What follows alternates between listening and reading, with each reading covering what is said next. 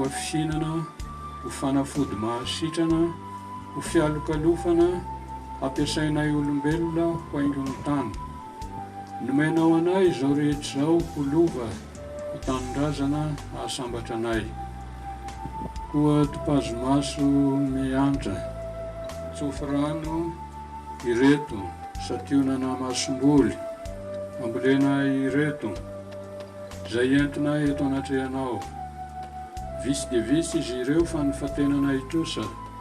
Nomenao anay manambara ny asa fambolena rehetra ataonay. Ny tsirony tany anie no ampisimoka azy, ny andron'ny lanitra melombelona, ny hafanan'ny andro anie hampitombo azy 100,000.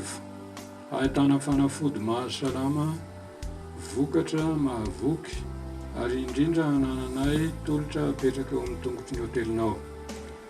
Fa indrindra ray eo, tsofi rano izay masom-boly rehetra sy izay rehetra mikarakara azy.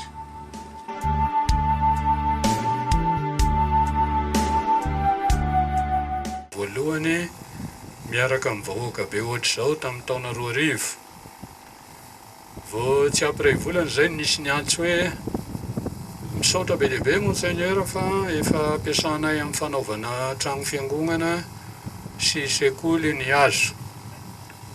Iaho moa tsy namboly hazo firy tamin'izay fa hazo iray no namboleko, fa vahoaka be no namboly. Ny ambolena hazo dia fahatserovasika tena fa nataon'Andriamanitra tsara ny tany, nofenoy ny zava-maniry sy izay rehetra mahasoa ny fiainantsika olombelona.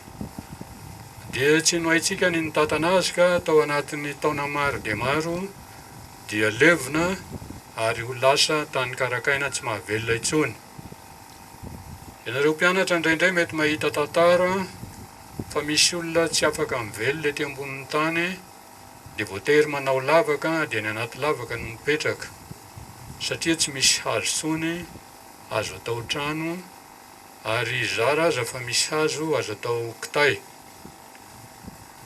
Manampy antsika hivelona tsara ny hazo ary tsy hoe ampiasaina fotsiny fa fiarovan-tena amin'ny fanaovana trano. Ilahantsika koa ny rano, fa raha tsy misy rano antsika tsy velona, ary ny hazo no anisan'ny miaro ny rano satria ny hazo rehefa lehibe dia raisiny amin'ny ratsakazo sy ny ravina ny orana dia ampidininy any anaty tany dia mivoaka loharano.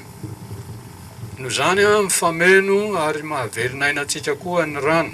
Ity zany dia zanaka kininina, eucalyptus. Araka ny nambara teo ireto tonga dia lo rehefa maniry ny zanak'azo, fa tsy ilana ampiasana ranona ary tsy tapahana, fa amboarina tsara ny lavaka. Davahako indray mandeha zany ato ametrahana azy, apetraka ato ny zanak'azo, asiko tany manodidina,